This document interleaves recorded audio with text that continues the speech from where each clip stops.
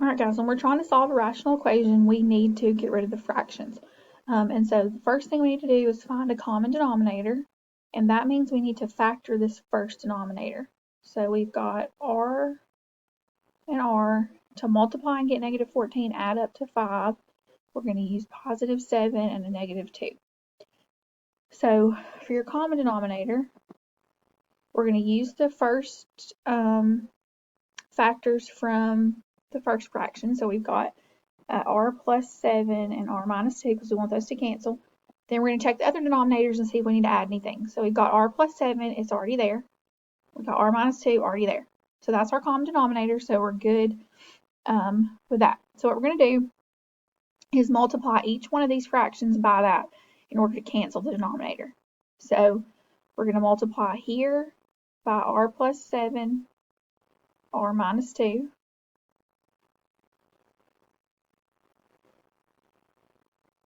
Okay. Here by r plus 7, r minus 2. And over here, r plus 7, r minus 2. Sorry, it's a little messy. Then we're going to cancel. What should happen is the denominator should cancel out. So r plus 7 here cancels and r minus 2. That just leaves us with 4r minus 4. Then we have plus. Here the r plus 7 cancels. We've still got the 2 and the r minus 2. Equals. Here the r minus 2 cancels and we've got 1 times r plus 7 or just r plus 7. The next thing I need to do is get rid of the parentheses, so we're going to distribute. So we have 4r minus 4 plus 2r minus 4 equals r plus 7. Combine like terms, so we can combine 4r and 2r to get 6r.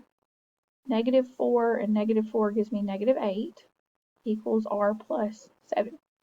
Now, we just have r, not r squared, so I need the r's on one side, numbers on the other. So I'm going to subtract r from both sides. I get 5r minus 8 equals 7. Then we're going to add 8 to both sides. So we get 5r equals 15. And then finally divide by 5. So we get r equals 3. Okay. The only thing you need to do is go back to the beginning and make sure that the answer you got does not make the denominator 0. So we got r is equal to 3.